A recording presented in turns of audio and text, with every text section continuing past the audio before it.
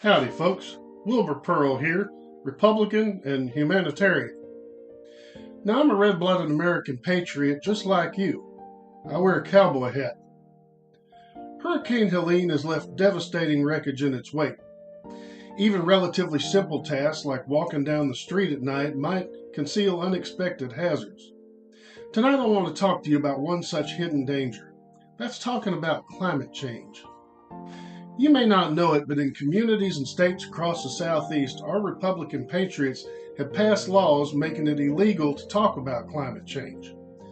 Now that's to fight communism.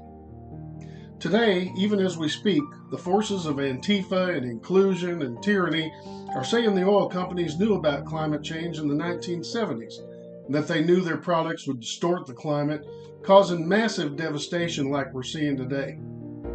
Some are even saying that the oil companies should pay huge taxes to clean up the damage that they've caused, quote unquote. Folks, when you hear crap like that, I got some advice.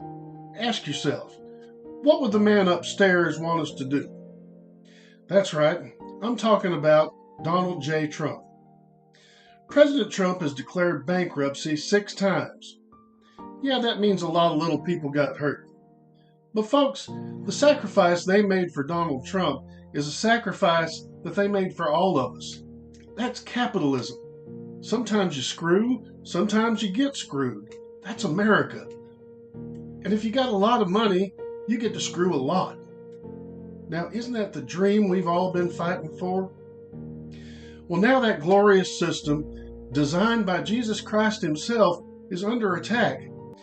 Now, I know a lot of you are online right now using what little broadband you got left to defend the oil companies from these senseless attacks.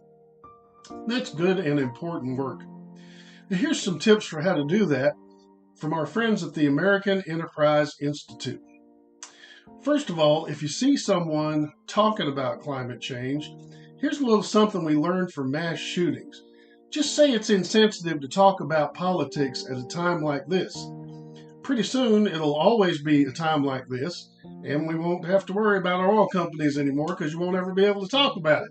Like the gun companies, they'll do just fine.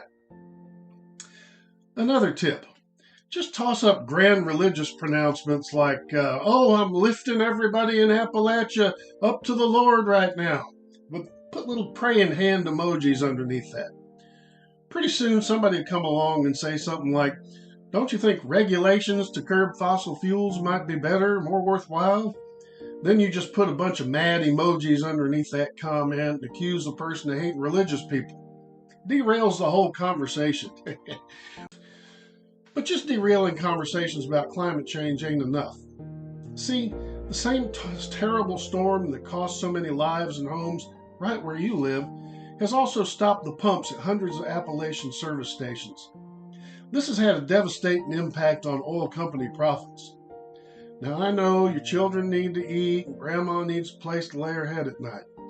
But if among all the sorrow and heartache of our own, we could take time for a moment to think about some of America's hard-working and suffering oil company CEOs, why our reward is going to be that much greater in heaven. So tonight I'm asking you, while you're sending out thoughts and prayers to Appalachia, take some time and make an online contribution to America's oil producers, or donate directly through the Republican Party. It'll find its way there. I'm Wilbur Pearl. Thoughts and prayers to you. Go!